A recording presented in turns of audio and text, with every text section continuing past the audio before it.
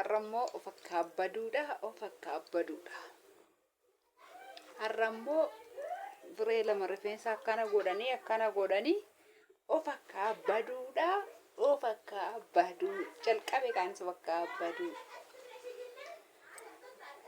Of akka abbaduudha warqii godhatanii gurra godhatanii rifeensa godhatanii maasassarii kaadha amma nameettoo amma doonaa agartanii karaa irratti asitti immoo warqii gara dheetan darraa buufi garuu kunin darraa buufi argitanii qalqal amani wala of akka abbaduudha. Nagaa sin boodan gaafadha suuta jedhaan eegaa suuta jedhaati har'a waan ajaa'ibaatu naaf ta'e maqaan waaqayyoo ulfaatu waan ajaa'ibaa har'a sinitti dhufa akka abbadaa sinittan gammadaa gammachuu koo sinitti ibsachuu dhufe abeet abeet adii uffadhee sinumaa jedhee ilaalaa kolkolleewwan kaawwadhee yaa dhiifnellee dabarra garuu amso soorii okkee ifa manaa godhaa dhiifnee dabarra. Ammoo ammaatti immoo itti fataa jenna. Kolaa kolkollee naqadhee argitanii kolkollee borbaddu. Okay? Kolkollee boru yoona ni sokke dhiisee ishii badu. Wayin immoo ishiin udime ishiin beektu kolkolleen kun na dhiistee qubatti na bira. Kolkollee naqadhee akkam na godhu dhufee na ilaalame akkam na godhu dhufee asii masassarii kaadhee mee anuma jettanii ilaaltu wayinee mee ilaalame. Nageenyi waaqayyoo isin yaa baay'ee obboleewwan kiyya bareeddota kiyya hundi keessan naa jirtu akkam jirtu nagaa fayyaa keessan jirtu galata waaqayyoo ani jira nagaa fayyaa kooti isinin jedha sinan jaalladha baay'ee tokko waaqayyoo dhibee keessan haa dheeressu jiraadha isinillee baay'ee isin jaalladha har'a wayi isinitti himachuu dhufe waa malee dhoqqee abidda biruun bootti obboleettiin kee tokko maal beektu maaliif akkana jettee beektu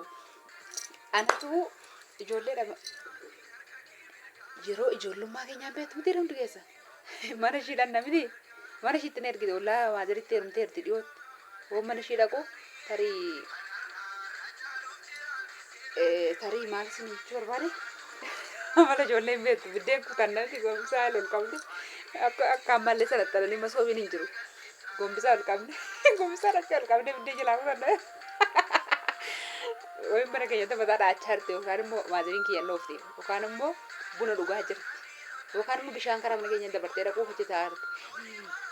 Mana ishiitti ergitee waa fudhattee naan achi ilfu tarii handa xargataa dhufataa wayiidha.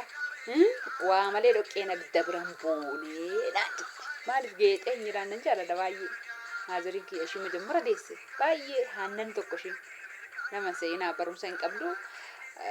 Daftee heerumtee kutaa tokkoon galuu isin jedhee isa obliinaan jettu. ABCD garatti gargalu kan abacaadaa garatti gargalu hin beektu. Maaliif isin jedhee waa malee dhoqqeen abidda bira hin buune waa malee afaan kee xaxargataa namni ani nan beeka. Ani yaa buqqeetu gurra koon dhagaatti. Waa malee kana godhadhee dhufne har'a waaqayyoo isin isaa gammachiisu ni na gammachiisu waa malee dhumarra isin dhima waa malee ila laayikii Laayikii immoo aartanii dabalaartu laayikii isin komadhu. Bafis subscribe addisiin godhaa turtanis galatooma addisiin godhaa jirtu. Isin komadhu dhugaa maayyuu maaliif jettu? Moo isin komadhu akka isin eebbisu komentii mimmiyaa barreessaa jirtu. Ila akkana na godhaa irraa immoo gammachuu kee akkana. Garuu jedhanii nyamanatti kana amantii kiraayii kanaan malee. Waaqayyootu akkatti na gargaara akka ajaa'ibaatti. Waa malee kana naqadhee hin dhufne. Sini galee waaqayyo waan haaraa siniif haa godhu waaqayyo siniif waan haaraa haa godhu faarfannaa kana sin duraa cufaan sori maali sin jedhee waa malee kana naqadhee qinni akka nama reefi waa dargaggoomeen beektu miti waa akkana naanu godhu na reef guddanne sana bi gargallee nama laallu akkana naanu godhu sana akka amma dulloomne osoo hin ta'in. Maaliif isin jedhee beektu waa malee kolkollee naqadhee inni isinitti mujerus kolkolleedha. Maaliif naan jedha isa caalu iddoo eenyuyyuu fudhachuu hin qabne yookaan eenyuyyuu naasin hin jedhu gatii ittiin baafne tola wayii kan nu qophaa'e hin jiran beektu hundi keessanuu garuu isumaa gaditti immoo kana dhiiseen sokka wayin nu immoo na dhiisee sokka isumaa gaditti immoo waan isin gammachiisu tokko naa ta'e maal jettan karannaa koo mana arabaa waggaa 3 hojjedhe asii kaddaama jedhame mudannoo madaamin atti migan jettan jirtu waaqa sana ibsarra sanitti dhumarra yeroo biraa sanitti mudannoo jaalalaa fi Yookiis immoo mudannoo mana madaamii yeroo biraa isinitti hima. Mudannoo jaalalaa isinitti hime obboleessi ana irratti dhalate tokko akkanatti addaan naqabee na reebeeti isa yeroo biraa isinitti hima. Utuunanii nama na gaafate baqadhaa jiru laga bishaanii dhaqee inni immoo obboleessi koo ani irratti dhaladhu laga jira. Ana baqatti nama biraa qaxartee yookaan immoo gurbaa sana hin beeka akka inni na gaafateeru. Isa yaamteeti anaan na baqatte na argitee jedhee kit godina reebe goondaan beektu miti goondaa keessallee bushaan na reebanii du'aati koo obboleewwan dhiiraa gaafa biraa sinitti baasaa sinitti waan akkana waan na godhaaru sinitti akkana na godhaara maali jedha maaliif waan akkana ta'u adabadhuun jedhiina nan gammadee maal taatan ijoo waanuma waaqayyoof haa galatu jiraachuu keenyatti nuti hin gammanne qaamee takka singaa akka fakkaabbaree kana ofirraa baasa. Oh my god anuma bareedaa eegoon. Asan godhadheen dubbadha. Lakkibbo yoon gara malee fakkares na arrabsitu. Arrabsoo keessan hin barbaadu. Yoon gara malee keessa bahee na arrabsitu. Asumaan godhadhaa na laalladhaa. Maali seetan beektu waan isinitti agarsiisu waan ajaa'ibaatu ta'e. Waan waaqayyoo 2012 kaaseetan itti kadhadhee itti boo'ee yeroo warri beektan hin jirtu ka warri taayiltoonni yeroo kadhata faana nan kadhadhaan amantii waaqayyoon nan kadhadhaa iddoo hojii biyyaa laallee taa'ee Dubaay immoo eessa turte akka boodanaan jette waggaa 3 taa'ee waggaa tokkoof ja'a kaddaamaan haaddisii taatee deemtee afaan haaraan naa kaffalamaa ture afaan haaraan sun hin jedhu afaan kaddaamaati yookiin afaan aloomarraatiin kaddaamaan jiru dhiifamaa sararatanyaadhuma garuu jecha kanatti nan haaran ture waggaa tokkoof ja'a afurii immoo manicha nan geeddaradhee akka afaan beekutti biirootti deebi'een afaan dubbadheen viidiyoo hojjedheen hojii argadhee jiraan bira. Arqii wixan jiran ture namoonni dhaga'an malee. Maaliif isin hin jedhe beektu waan inni naasa nagaa hojii hojjechaa itti boo'aa kadhachaa waaqayyo na milkeessi na gargaari dafqa koo hamaan hin nyaatiin xonqaayii budaa digimtiin hin nyaati sabsibeen hin nyaatiin. Ana bichaa miti waaqayyo hojjedhaa harka keessan nan eebbisa jette malee qilleensarra zoorseen siniif gasha dafqa namaa nuun hin jenne nu waaqayyoon hojjenna ati immoo nu milkeessi atitti nu guuti ati fiixaan baasi hamaa harka dafqa keenya baasi madaamonni keenya dafqa koo akka nyaanne dafqa obboleewwan koo humna gara siniif illee jechuun namuma kamiifuu nan kadhadha madaamonni illee dafqa keenya kan qabne waaqayyo jedhee baay'een kadhadha ture waaqayyo utuu gaaf tokkitti waa sin garramu namni anan beekiin birrii naa ergi yoon jedheeni dhuftee fudhatta yeroo kana yoon jedheen namni an hin beekne birrii naa ergaa jechuudha kun immoo laalamee akkuma isinitti ofin akka abbanni narraa bubbu'a dhimma ishiiti ishee jedhee san kadhachaa ture itti boo'aa ture mimmaan koo itti buusaa ture waaqayyo akka irraa kanan afaan banee biddeen bichaa ofitti ciran seenaa yeroon achi jiru biddeen bichaa nyaachuu ruuzii bichaa nyaachuu hin taane yeroon hojii fixee ka'u yesuusin nan galateeffadha sidaatii fixee ka'u nan galateeffadha. Uumaadha kaabbaan barbaaddu waan barbaadanitti yoo amantan iyyuu uumaa keenya waan ta'eef dirqama galateeffachuu qabnu. Dirqama. Yeroon akkasiin hin jedhu waan biraa akkasitti fakkaanne adaraa obboleewwan kiyya ishee kan nu uume waaqayyoodha. Hunda keenya iyyuu nutu amantaa ebeluu jennee ekelee inni amantaa baafanne malee Yesuus Kiristoos nama hundumaaf du'e nama hundumaaf lubbuusaa dabarsee kennee nama hundumaaf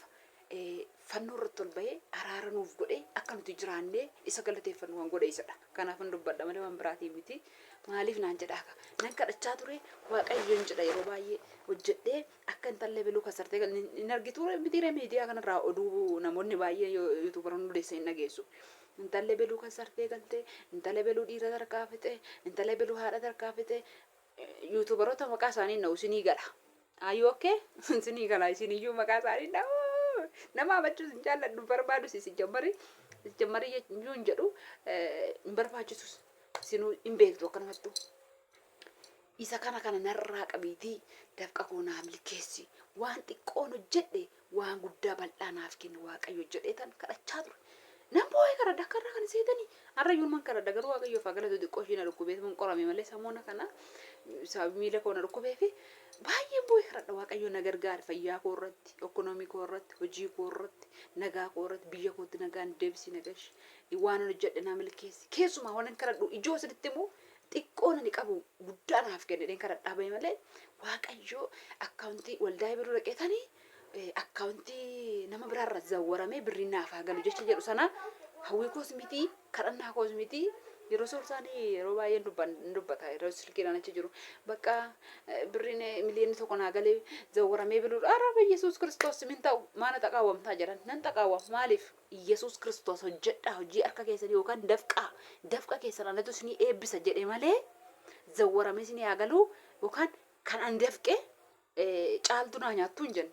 kan caaltuun dafqite immoo otoo nan hin dafqiin tigisti zawwaramee haa galuu hin jenne.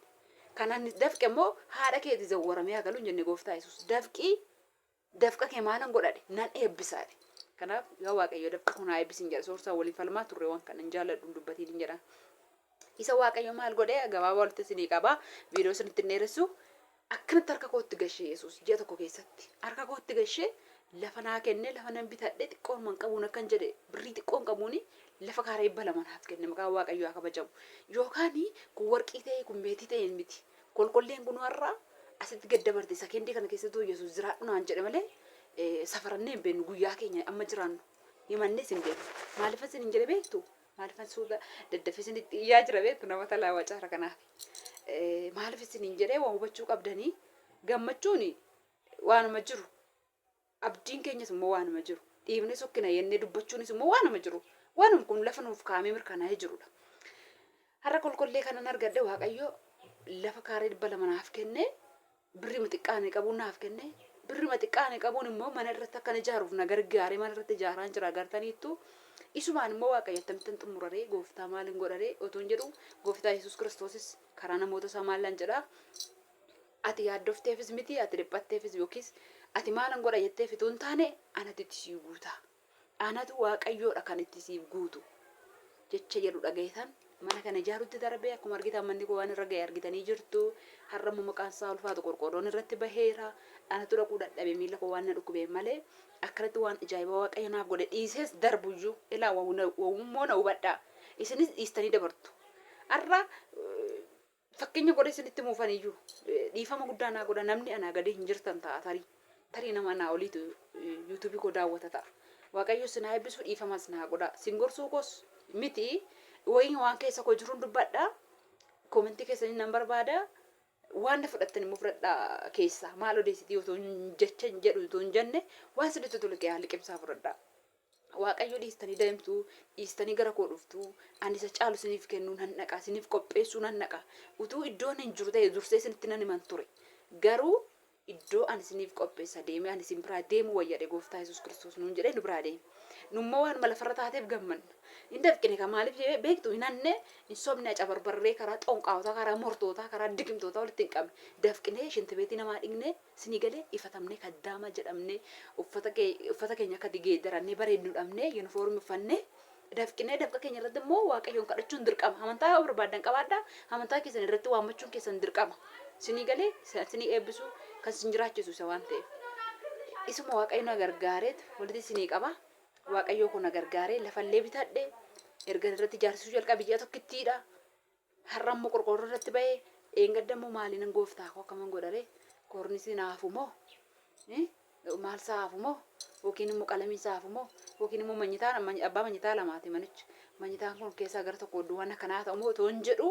Waaqayyo akka ajaa'ibaatti barrii maalii nan bita 40 moo 100 moo otoo hin jedhu joon ja'u Waaqayyo akka ajaa'ibaatti na gargaaree siniin hojjedha bira ga'ee viidiyoo barrii ifamashi barrii lamadha barrii lamannaa siniin jedhu duuba fuuldura tuun taane akkuma mana madaamutaa jechuudha bakka yookaan mastaawutii gara tokko sinitti agarsiisa gar tokkos mastaawutuma garuu